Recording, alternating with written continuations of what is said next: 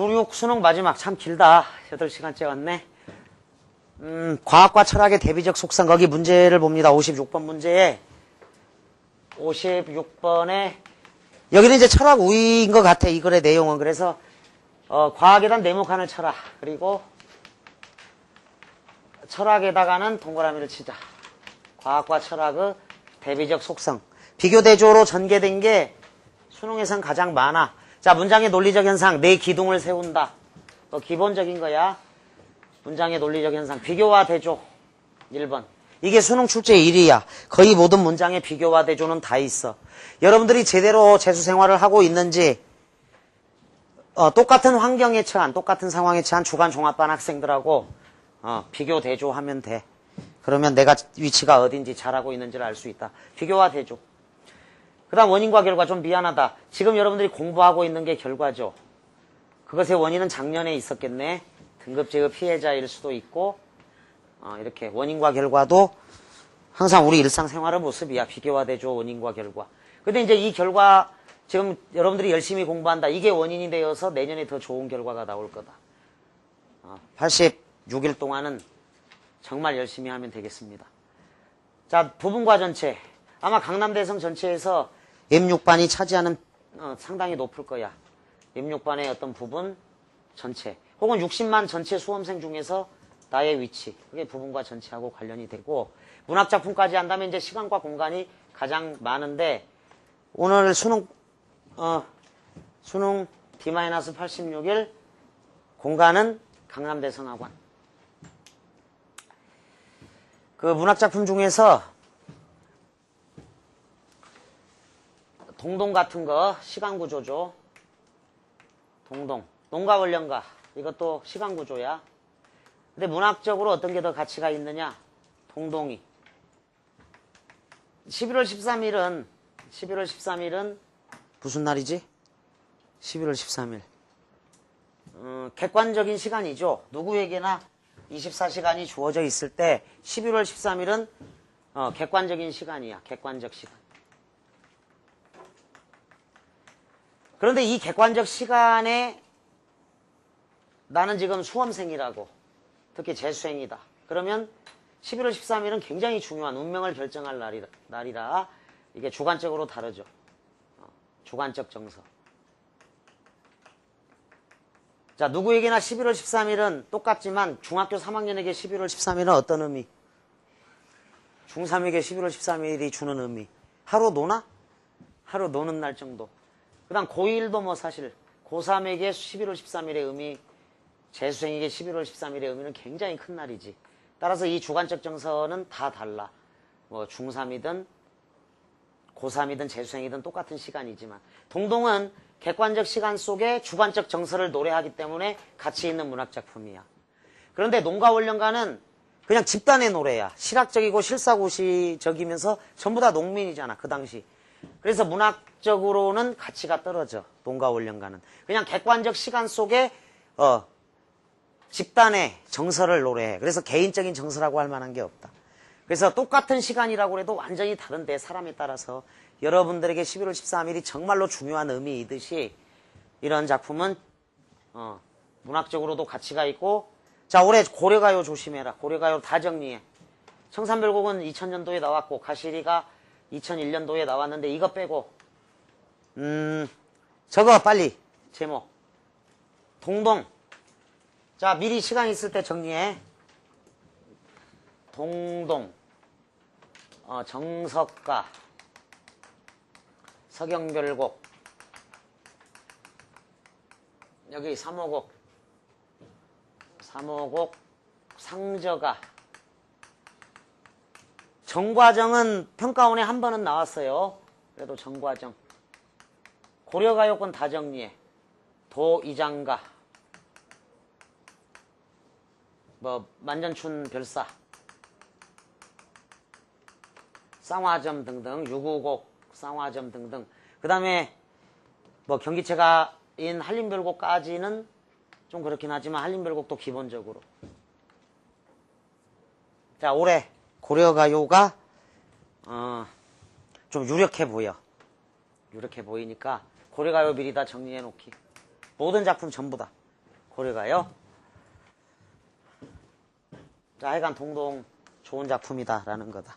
객관적 시간 속에 담겨진 주관적인 어떤 정서. 그거는 여러분들의 어떤 상황하고도 비슷할 거야. 추석날, 누구에게나 좋은 날이야. 그런데 한가위다운 한가위이다라고 말하는 지점에 님을 매셔녀곤, 님과 함께 지내야만 참다운 한가위다. 근데 님이 없으면 아무리 좋은 날이라도 나에게는 슬픈 시간의 의미밖에 없어. 그래서 문학적으로 가치 있는 거고 11월 13의 의미가 뭐 여러분들과 약간 결부시켜 놨지만 그래서 시간과 공간이 네 가지 기둥이야. 비교와 대조, 원인과 결과, 부분과 전체, 시간과 공간으로 문장의 논리적 현상, 대표적인 거 네 기둥을 세우고 가장 많이 출제된 비교, 공통점, 유사점, 같은 점, 대조, 차이점, 다른 점이야. 그런데 이제 문학에서는 따로 대비라는 말을 쓰는데 대비는 대조 플러스 비교다.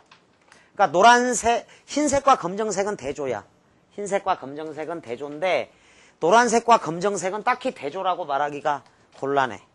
그럴 때 대비라는 말을 쓰는 거야. 색채의 대비는 여기서 나와. 명도 대비, 채도 대비, 보색 대비. 그래서 대비, 비교, 대조.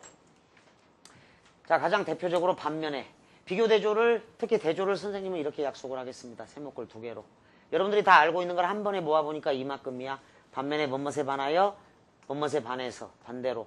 그러나 하지만 대조로 많이 쓰이죠. A라기보다는 B, A가 아니라 B. 문장 사이의 대조입니다. A가 뭐뭐라면 B는 뭐뭐뭐라는 점에서 다르다. 뭐뭐와 달리 뭐뭐와 다른. 뭐뭇에 비하여 뭐뭇에 비해. 이건 이제 비교도 있죠. 그 다음에 그런데 한 편도 제법 나와요. 비교 대조로. 그래서 한 10개 정도인 것 같아. 자, 그런데 대조가 아니고 비교로만 쓰인 것이 아주 드물게 있어.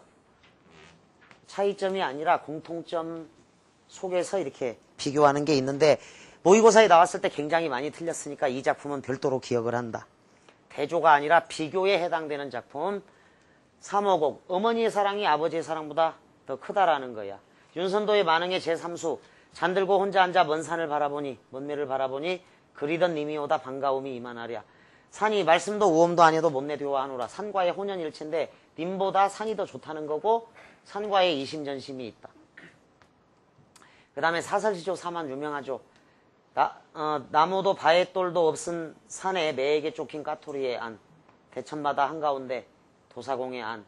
엊그제 임과 이별한 내 안. 그래서 사만이야 요게. 까토리 죽을 것 같고 도사공 곧 죽을 것 같은데 내가 더 절박하다라는 거야. 비교할 수가 없다. 엊그제 임과 이별한 내 안이 더 절박하다 해서 점층법 이렇게 나아가는 사만시조도 정리해도 이건 대조가 아니다. 비교로만 쓰인 거다. 이렇게. 자, 미리 본 거는 거기 68쪽에 비교 대조가 처음 본격적으로 이제 나오기 시작한 영향을 받아서이기도 한데 좀 정리할 게 있으니까. 키케로가 이미 갈파했듯이 철학자의 책 속에서 찾을 수 있는 것은 오직 어리석은 뿐이다. 자, 반어라고 정리하자. 이 문장은 반어. 왜? 자, 서술부를 뒷받침한다. 한국어 문장은 서술부 중심이야. 거기다 왜라고 적고 답변. 확실히 철학자들은 상식을 거부하니까. 상식 그냥 보편적으로 인정받는 생각 좋은 거잖아. 근데 상식을 거부하고 온갖 지혜를 추구하니까야. 그래서 57번에 기억과 같이 말할 수 있는 직접적인 논리적 근거, 주장의 근거는 왜 붙여놓고 타당한 걸 찾으면 돼. 1번 무의미하다, 2번 혼동한다 지우고 3번 지식과 기술을 추구한다 알 수 없고 바로 철학자들은 상식을 받아들이지 않아. 상식을 거부하니까 오직 어리석은 뿐이다 라는 반어형 문장이 가능한 거죠.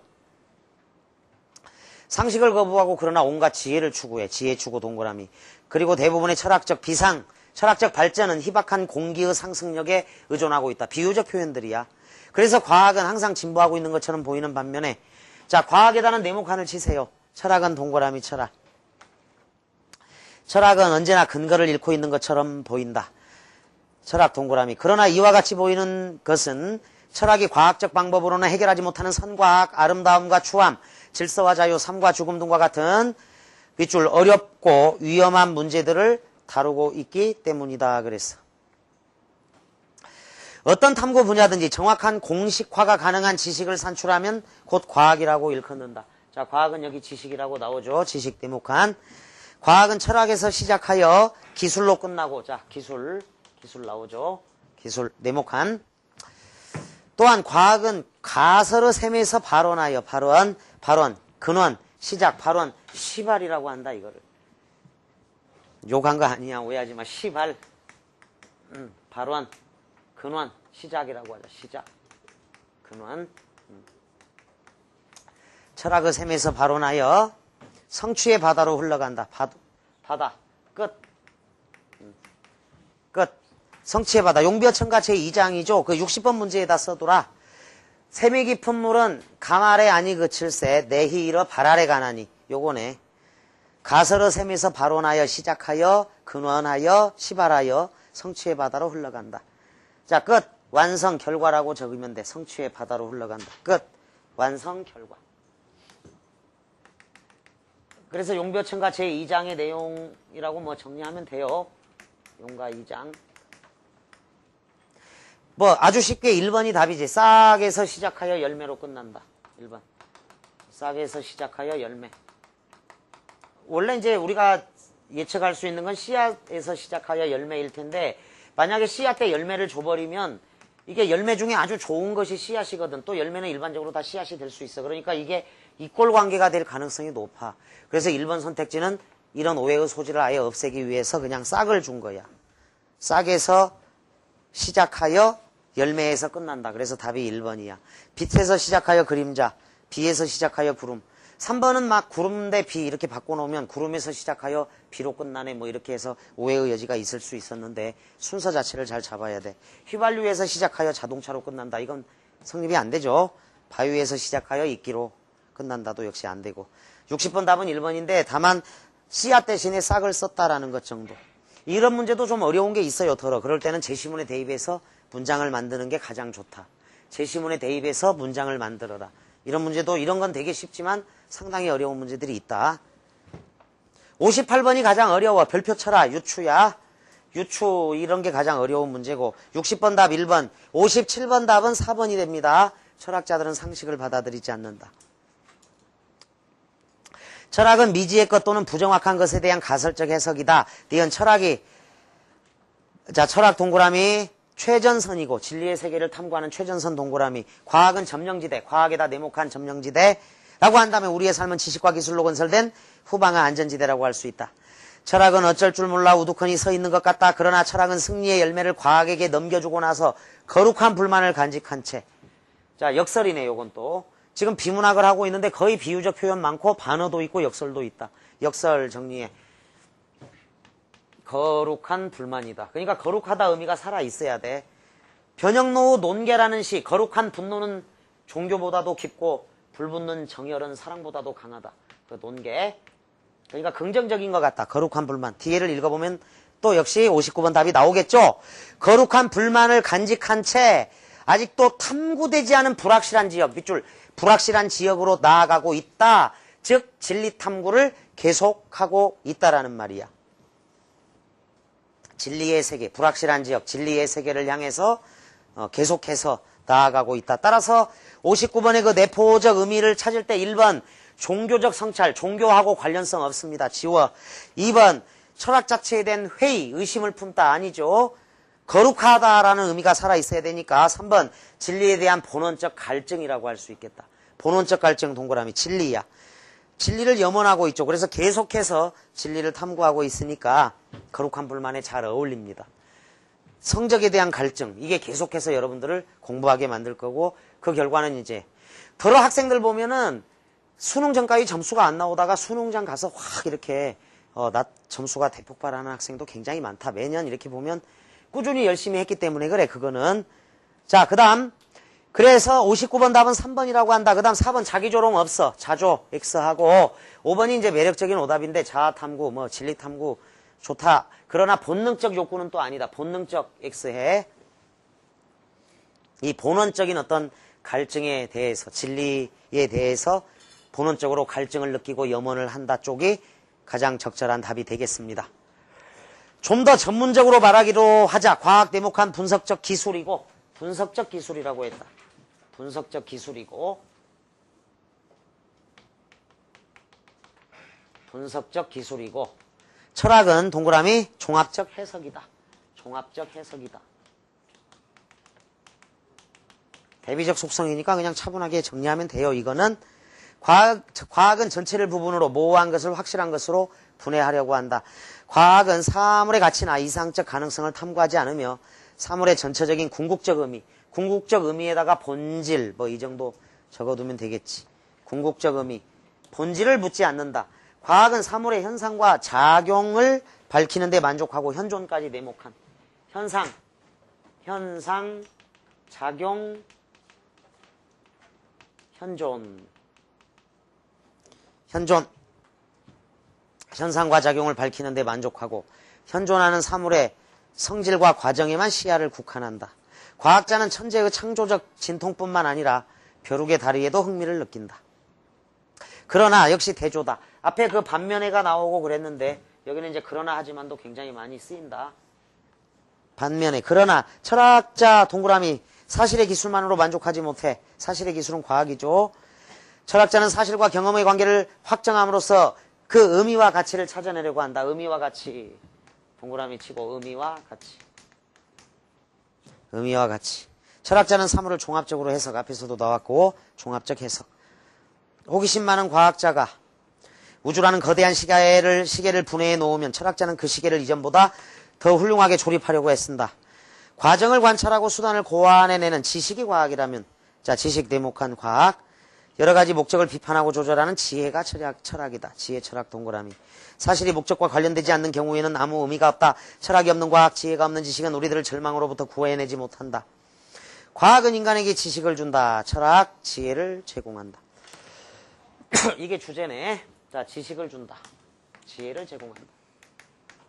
대비적 속성이 있습니다. 자, 1번 지식, 지혜, 대조 지우고 2번, 4번 묶어. 과학은 분석적 기술이고 철학은 종합적 해석이다. 이사 연결해서 지우고 3번 과학은 사실의 기술, 철학은 가치, 의미와 가치를 찾는다. 따라서 1, 2, 3, 4 지우면 5번 답이죠. 5번 현존 현상 작용은 과학이야. 그래서 그 현상 자리에 본질 이거를 집어넣는다. 따라서 56번 답을 O로 한다. 자, 58번 유추가 굉장히 어렵습니다. 유추가 상당히 어렵죠. 유추.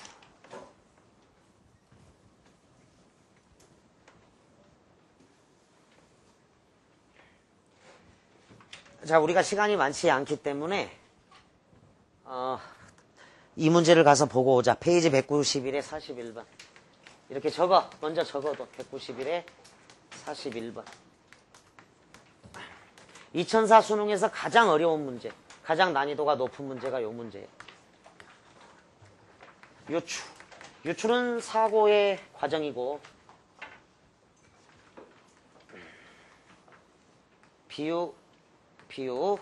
비유는 유추의 원리에 의해서 비유가 만들어져. 1대2는 2대 X값이다 라고 할 때 1대2는 2대 X값. 내 마음은 호수요 이랬을 때 이제 유추의 원리에 의해서 호수 맑고 잔잔하고 고요하고 깨끗하다 해서 원관념 보조관념을 쓴 게 비유죠. 유추의 원리를 통해서 비유가 만들어져. 자, 여러분들이 그 191페이지에 41번을 거의 암기해서 알고 있는 학생이 지금도 많이 있고 수능 당시에 선생님도 채점해보고 놀랬는데 그런데 이제 수능 역사를 살펴보니까 이 논지전개 방식, 형식에서 가장 어려운 건 비교대조는 좀 쉽고 유추, 과정, 인과야. 이 세 가지가 가장 어려운데 수능 역사상 어려운 문제들이 여기에 상당히 모여있어. 유추, 과정, 인과가. 거기 위에 문제가 바로 또 과정이죠. 변화에다가 과정이라고 적어. 학생들한테 그래서 역으로 요거는 이제 그림 문제고 뭐 워낙 선명하니까 양자역학 문제가 어려웠는데 2004 수능에 그거보다 더 많이 틀렸어. 그래서 선생님이 처음엔 좀 이해할 수 없네 이러다가 보니까 유추 문제야. 그 유추 문제의 과정을 찾아보니까 역사적 수능 역사를 살펴보니까 유추가 상당히 어렵고 지금도 이거를 정확하게 잘 이해를 못하는 학생들이 있다. 41번 별표. 40번 그 변화에다가 과정이라고 적어도 그러니까 40번의 과정 문제나 41번 유추 문제가 상당히 어려워요. 실제로. 책을 꼭 펴서 살펴본다. 그래서 지금 우리가 96 수능 그 문제를 하다가 일이 넘어온 이유는 2004까지 다 못 나갈 것 같으니까 진도가 그 유추문제 중에서 딱 기억에 남는 한 문제를 토대로 유추문제를 접근한다. 96 수능 58번하고 지금 관련성이 있다. 봐, 제시문. 모든 답은 제시문에 있다라는 의미를 이걸로 이해하도록. 말이 줄어들어 생긴 빈자리에 상상력과 사유가 깃든다. 이것은, 이는 건축 설계 시 형태, 장식, 공간과 같은 요소들 가운데 공간을 다양하게 변용하는 데에서도 볼 수 있다. 빨갛게 빗줄, 공간을 다양하게 변용하다. 자, 말이 줄어들어 생긴 빈자리에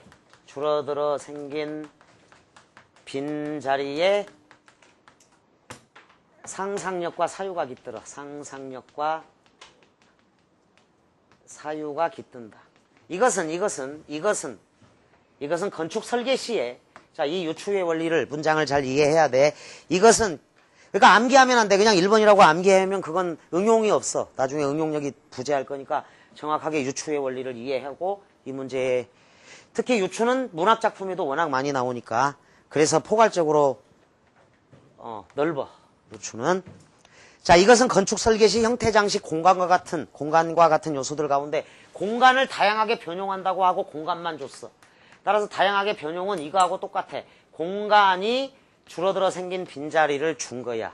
이게 숨겨져 있는 유추의 원리를 이해하면 찾아낼 수 있는 상상력과 사유다. 공간이 줄어들어 생긴 빈자리 대 X값이야. 이렇게 문장을 적어. 그래야지 유추를 이해하는 거야. 말이 줄어들어 생긴 빈자리 대 상상력과 사유는 공간을 다양하게 변용하는 데서 볼 수 있다. 즉 공간이 줄어들어 생긴 빈자리 대 X값이다. 그리고 1번부터 이제 찾으면 돼. 1번 갑니다. 1번. 한 채를 둘로 나누어서 자연공간을 끌어들였습니다. 왼쪽 그림 한 채죠. 공간이 줄어들어 생긴 빈자리에 뭐가 왔어? 자연공간이 왔지. 그게 답이네. 그래서 1번이 답이야. 자연공간이야. 그래서 유추의 원리를 알면 굉장히 쉽게 나와. 말이 줄어들어 생긴 빈자리, 공간이 줄어들어 생긴 빈자리 1번. 그게 그 문장에 답이 있다는 거야. 모든 답은 제시문에 있고 이건 유추의 원리에 의해서 나온다.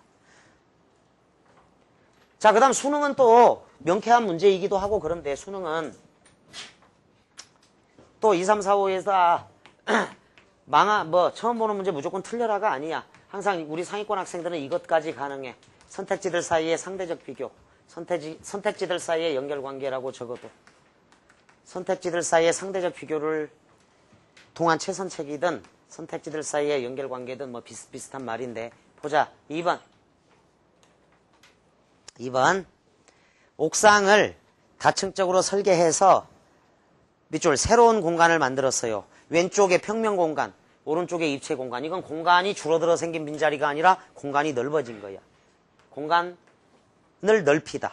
3번 건물 이외의 공간을 최소화해서, 자, 왼쪽 그림 이 빈 터가 많죠. 이 빈 공간이 많았는데 건물 이외의 공간을 최소화해서 밑줄 생활 공간을 넓혔습니다. 따라서 2, 3번은 공간 확대야. 그래서 답이 안 돼요. 절대. 공간이 줄어들어 생긴 빈자리가 나와야 돼. 혹은 2번이 답이면 3번도 답이 되어야 돼. 이 문제는. 2번, 3번의 변별력이 별로 없잖아. 4번도 봐. 건물 세 채가 뺑뺑 돌아다녔을 거야. 그런데 건물들 사이에 통로를 만들었죠. 밑줄 삶의 편의를 도모했다. 4번 삶의 편의 도모 밑줄 4번. 5번도 봐. 좁고 구부러진 길을 넓고 곧게 정비하여 밑줄 접근성을 높인다. 이건 삶의 편의를 도모했다는 말이지. 왼쪽 그림은 차가 못 들어가. 꼬불꼬불하니까. 그런데 오른쪽 그림은 넓혔지. 그래서 접근성이 높아졌다는 건 삶의 편의가 높아진 거지. 그래서 4번, 5번은 또 삶의 편의 도모 항목이야. 그래서 또 지워. 삶의 편의가 높아졌고 삶의 편의를 도모했고 그건 접근성을 높인 거고 결과적으로 2, 3, 4, 5를 다 묶어. 공간이 줄어들어 생긴 빈자리도 아니고 공간 확대 이렇게 고쳐준다. 2, 3, 4, 5에다가 공간 확대라고 적습니다. 공간 확대죠. 이거는. 자, 근데 수능 당시는 가장 어려웠어. 이 문제가. 그리고 그거는 다른 유추 문제와 마찬가지로 여전히 어려웠고 유추의 원리를 알면 바로 풀어낼 수 있다라는 거야. 돌아가 이제 96년도 자 68쪽에 58번에다가 꼭 191페이지 41번 2004 수능 해서 유추의 원리를 이것으로 이해를 하기 바랍니다. 자, 니은에서 유추할 수 있는 비유적 표현 그랬습니다. 일단 철학은 최전선, 과학은 점령지대.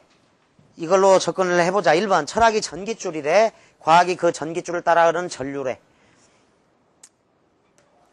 이 탐사대는 전깃줄을 놓는 사람 입장일 텐데 전깃줄은 지금 이 글에서는 전깃줄은 이미 놓아져 있는 것 같다. 그리고 과학이 철학에 완전히 예속되어 있는 것처럼 비유가 되고 있으니까 2번하고 변별력이 또 별로 없다. 선택지들 사이 보자. 철학이 철로를 따라 운행하는 기관차. 자, 철로도 누가 미리 놓았을 거야. 자, 최전선이어야 되는데 1번, 2번에 뭐 전깃줄이나 철로.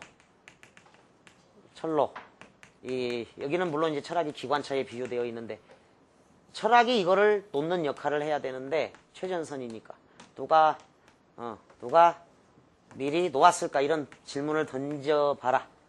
그러면 철학에 대한 비유어로 맞지 않고 또 하나는 1번, 2번 선택지는 공통적으로 과학이 철학에 완전히 예속되어 있어. 철학에 완전히 예속되어 있다. 그래서 답이 될 수 없다는 거야. 변별력이 없다. 3번하고 4번도 보면 자, 1번 철학이 거친 바다를 1번 철학이 전깃줄이고 이게 전깃줄은 최전선이 아니에요. 전깃줄을 놓는 주체 이게 최전선이 되어야겠지. 과학이 그 전깃줄을 따라 흐르는 전류래. 100% 과학은 철학에 예속되어 있죠. 역시 2번도 철학이 철로를 따라 운행하는 기관차이고 과학은 객차래. 그러면 역시 과학이 철학에 완전히 예속되어 있고 철로는 누가 놓았느냐라는 거야. 그래서 1, 2 적절한 비유 아니고 3번 철학이 거친 바다를 헤쳐나가는 배이고 과학이 그 배를 운항하는 항해사라고 한다면 우리의 삶은 그 배에 타고 있는 승객과 같다 이랬으니까 자, 과학이 오히려 철학을 조종해버려. 3번은 4번 철학이 자갈밭을 걸어가는 두 다리 과학이 앞길을 살피는 두 눈. 오히려 선도해. 두 눈이 두 다리를 선도하는 거니까 3번 4번은 반대로 철학이 완전히 과학에 예속되어 있다. 자, 과학이 철학을 조종한다거나 과학이 철학을 선도한다거나 이런 거는 적절한 비유가 아니야. 적절한 비유가 아니다. 그래서 3, 4도 묶어서 지워. 5번 철학이 광맥을 찾아 나가는 탐사대 최전선 맞죠? 그 다음에 과학이 그 광물을 채굴하는 광부입니다. 광부라고 한다면 우리의 삶은 그 광물을 실생활에 이용하는 소비자와 같다 그랬어. 그래서 58번 답은 5가 됩니다. 적절하죠. 최전선 탐사대, 점령지대 광부. 우리의 삶 후방의 안전지대가 되죠. 그래서 58번 답은 5가 되는 겁니다.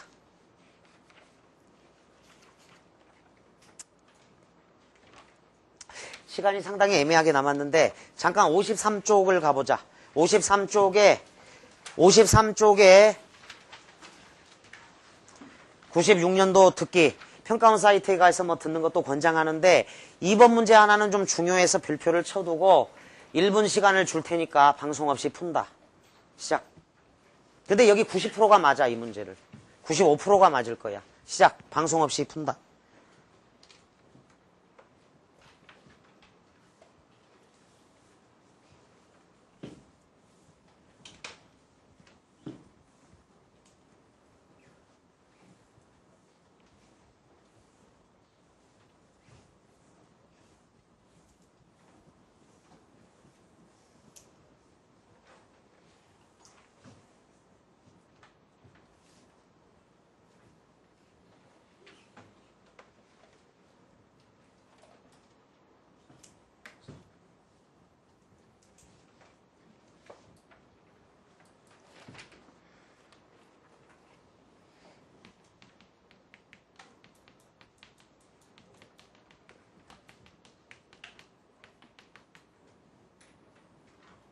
자, 다 풀었으면 채점하세요.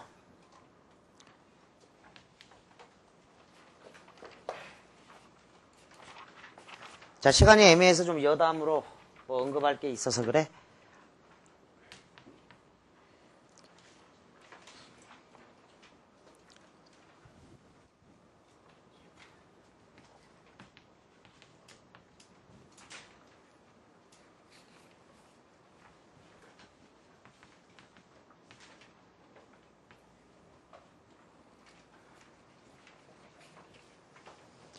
채점을 해보고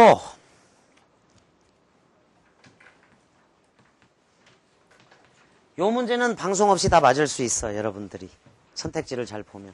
그래서 선택지를 비교하는 연습을 하는 것도 좀 좋을 것 같다.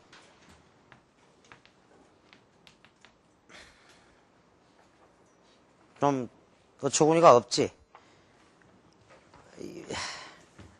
어떻게 매년 이렇게 방송 없이 맞을 수 있는 문제가 있나 싶을 정도인데 101페이지 1번 선생님은 이거 4문제 맞았어. 방송 없이 2번 4번 6번 그때는 이런 게 좀 재밌었는데 2번은 이제 운이 좀 있었고 101페이지는 146을 맞을 수 있어. 여러분들도.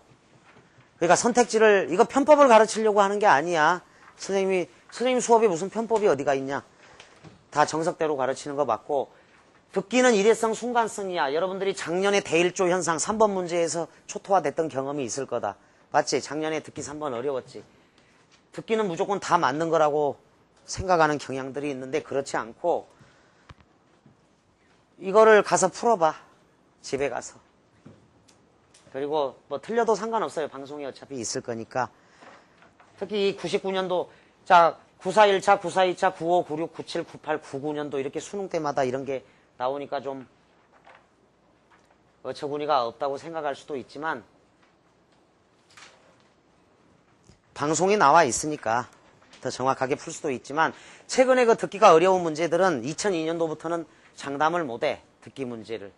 따라서 듣기도 일회성, 듣기 문제만 꼭 틀린 학생들이 들어있을 수 있으니까 자 순간적이고 이례적이니까 무엇보다도 집중력이 필요하다. 자 듣기 문제 해법에 대해서 좀 언급을 하겠다 간단히. 그래서 거기 53페이지 2번 문제 위에다 적든 어디다 좀 적어둔다. 시간이 애매하게 남았으니까 96 수능 8강과 듣기 문제 뭐 접근법 이렇게 제목을 듣기 문제 접근법 이러자. 무엇보다도 집중력이 필요하다. 순간성 일회성이니까 무조건 다 맞는 거 아니다. 특히 4번 5번 한 방송에 2문제 나온 거는 실수 차원에서 틀릴 수 있어. 첫 번째 자세 필요한 건 문제부터 읽어라. 문제를 읽어야 어디에 집중해서 들을 것이냐. 어디에 집중해서 들을 것인가. 집중해서 들을 것인가. 요게 나오죠. 시간 없는 학생이 쓰기 왔다 갔다 하고 다른 데 왔다 갔다 하면서 듣기도 틀리고 시간도 빼앗기고 이럴 수 있다. 무엇에 집중해서 들을 것인가.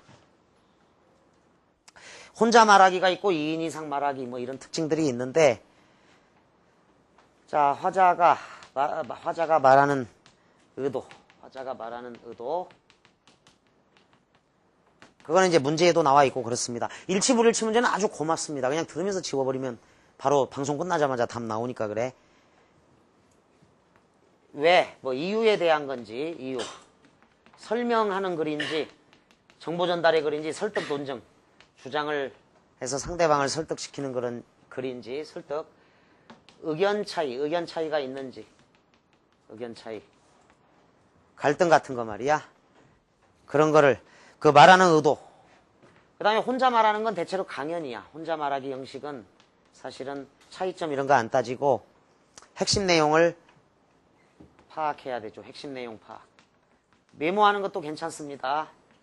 근데 2인 이상 또는 사회자가 있는 3인 2인 이상이 말하는 형국일 때도 있는데 이때는 차이점 문제가 주로 나오죠. 이것도 역시 메모하는 습관이 필요하고 그 다음에 이제 공통된 전제 뭐 공통점을 묻기도 하고 숨어있는 전제를 묻기도 해. 따라서 차이점을 물을 때는 핵심 내용을 파악하고 핵심 내용을 메모하라. 메모 습관도 필요할 수 있다. 공통된 전제는 이제 모든 사람들이 다 모두 인정하고 있는 것을 찾으면 되죠. 모두 인정하는 것. 따라서 문제부터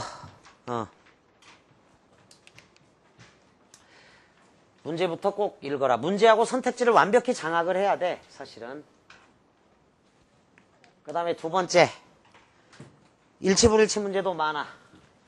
자, 일치, 불일치 문제도 아주 많다. 이거는 선택지를 미리 장악하고 있다가, 완전히 장악하고 있다가 방송 들으면서 바로 지워야 돼. 방송 들으면서 오답 지우기. 방송 다 듣고 지우려고 하면 이제 헷갈릴 수 있다는 거야. 방송 들으면서 동시에 지워 나가야 되니까 선택지의 내용은 다 알고 있어야 돼. 자, 방송 듣자마자 바로 답이 나와야 돼. 방송 듣자마자 바로 답 이래야 돼. 쓰기 문제 풀면서 듣기 문제에 대해서 막 후회하고 뭐였더라 이렇게 생각하고 할 시간이 없어. 실전에서는. 그러니까 집중력이 아주 많이 필요한 게 듣기 문제고, 작년에 대일조 현상은 내가 그 선행학습반에서 그 난이도를 조사해보고 완전 놀래서 이 정답률이 50% 미만이야. 그러니까 거의 틀려버린 거지. 방송 듣자마자 바로 답. 이 경지까지의 집중력은 필요하다.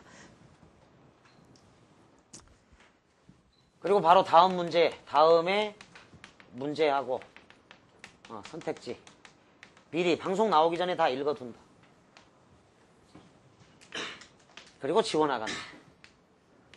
그래서 하나만 남겨두고 이렇게 지워나갈 수 있는 그런 습관을 들이고, 듣기도 이제 수능과 평가원으로 연습하는 게 가장 좋아. 자, 거기 3번, 2번 문제. 만해 한용운의 독자에게라는 시다. 시를 적어둬.